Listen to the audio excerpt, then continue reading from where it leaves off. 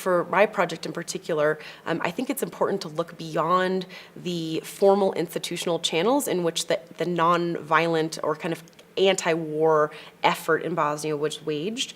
We oftentimes talk about the role of the United Nations, the role of NATO, the role of the United States, the role of these kind of large, very visible international entities in trying to intervene in the Bosnian War and actually bring it to a close. And ultimately, the U.S. was critical in bringing about the Dayton Accords, which did stop the war.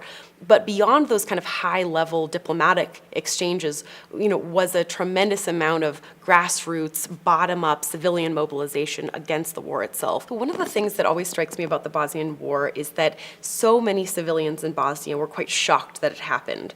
Were convinced until the war broke out. In particular, people in Sarajevo oftentimes say that they really didn't believe that a war would ever happen in this city. You have to imagine Sarajevo is a city that in 1984 hosted the Winter Olympics. It was a city that was a very cosmopolitan city. People who had Yugoslav passports could travel almost anywhere in the world. It was one of the strongest passports at the time. And so this idea that they would be subjected to this war, which would ultimately take more than 100,000 lives, was quite unfathomable. And so that created a level of civilian resistance to the war that I think is really interesting.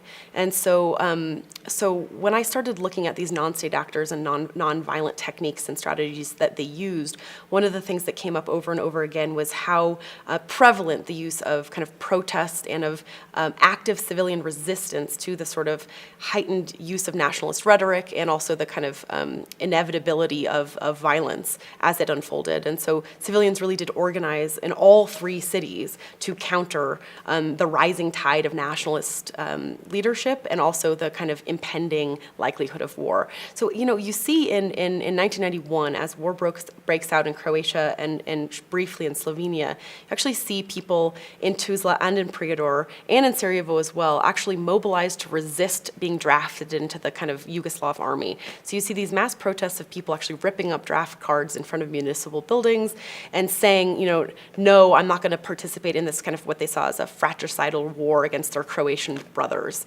And that sort of mass civilian mobilization was very, very common in 1991, 1992. And then as the war broke out and it became increasingly apparent that they were going to actually live through a war themselves and that the war would be actually quite a bit more brutal and at a higher level of civilian targeting than in Croatia, you see this civilian resistance morph.